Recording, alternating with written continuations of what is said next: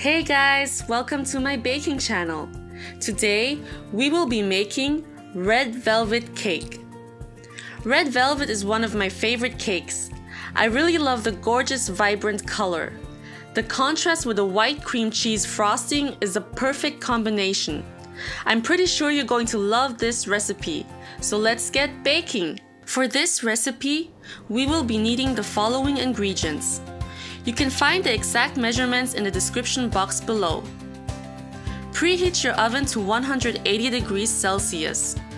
Grease 2 round 20 cm baking pans and line the bottom with parchment paper. In a large mixing bowl, add the 300 ml of vegetable oil, 3 eggs, 250 ml of buttermilk, 1 tablespoon of apple cider vinegar, you can also use white vinegar, and 1 teaspoon of vanilla extract.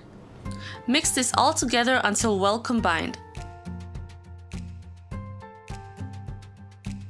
Now you can add the 250 grams of sugar into your mixture and give it another mix until everything is combined.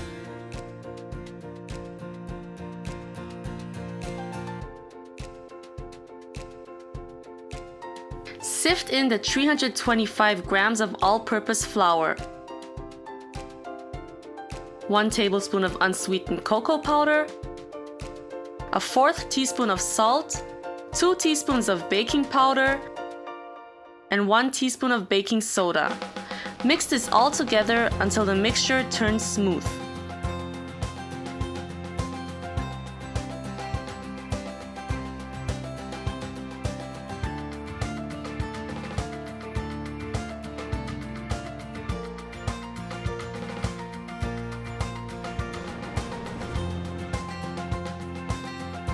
Don't forget to scrape the sides of your mixing bowl.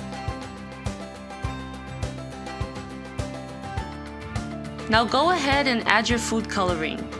I only use a 1/2 teaspoon of food coloring, but this depends on the quality of your food coloring. You might need to add more or less of it.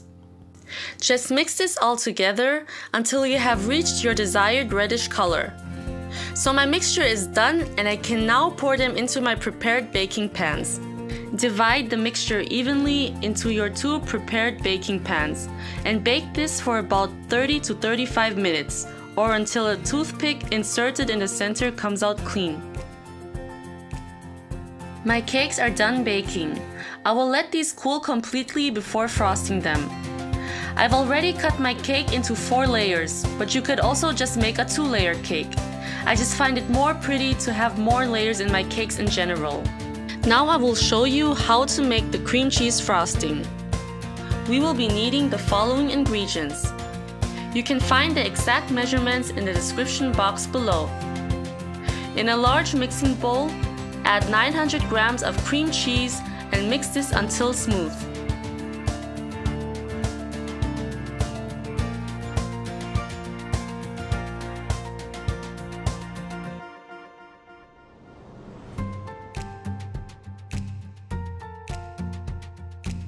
Now you can add 1 teaspoon of vanilla extract and the 250 grams of confectioner's sugar.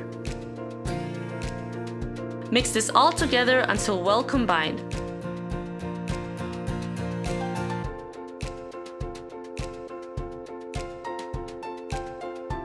Make sure to scrape the sides of your bowl every now and then. Now gradually add the 250 milliliters of heavy whipping cream into the mixture like this. Continue mixing until all of the heavy whipping cream is well incorporated.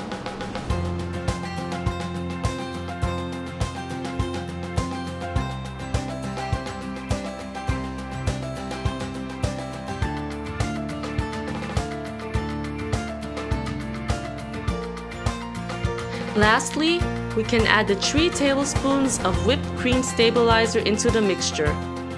Mix this until it becomes thick.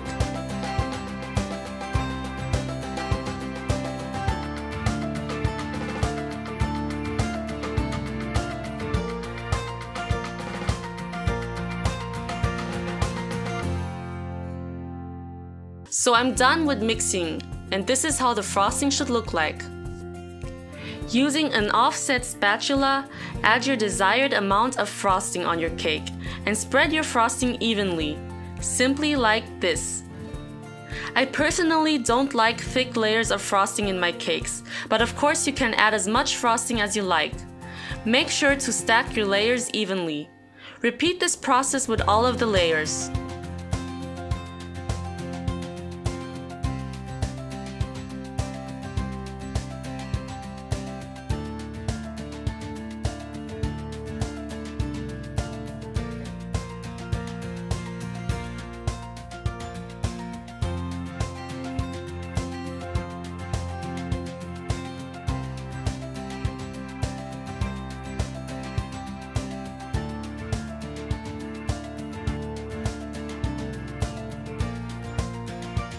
So now I'm just going to frost a thin layer over the entire cake, simply like this. I always like to crumb coat my cake first. This keeps the top layer of frosting neat and clean.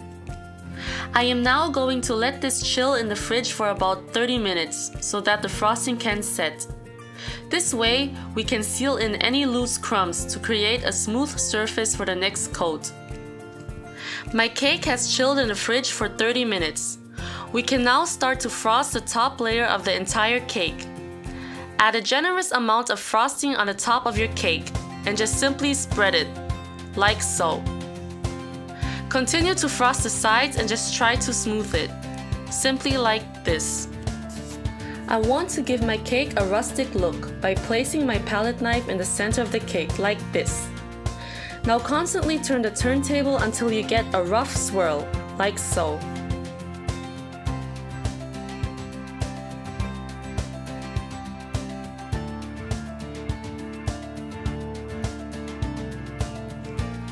You could leave the sides of your cake just the way it is, but I'm going to gently scrape the sides by using my palette knife, simply like this.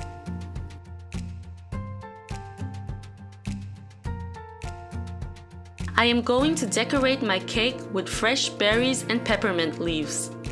Just simply start by placing the strawberries in the center of the cake. Then continue with the blackberries, with the raspberries and the blueberries, simply like this. You can now place a few peppermint leaves to add more green color to the berries, like so. And that's it. It's incredible how a few berries can make your cake look so pretty and elegant. Look at the lovely red layers together with just the right amount of cream cheese frosting. This red velvet cake is very moist and not overly sweet. The way it's covered in silky smooth cream cheese frosting is absolutely divine. This is definitely the only red velvet cake recipe you will ever need. I hope you'll give this recipe a try.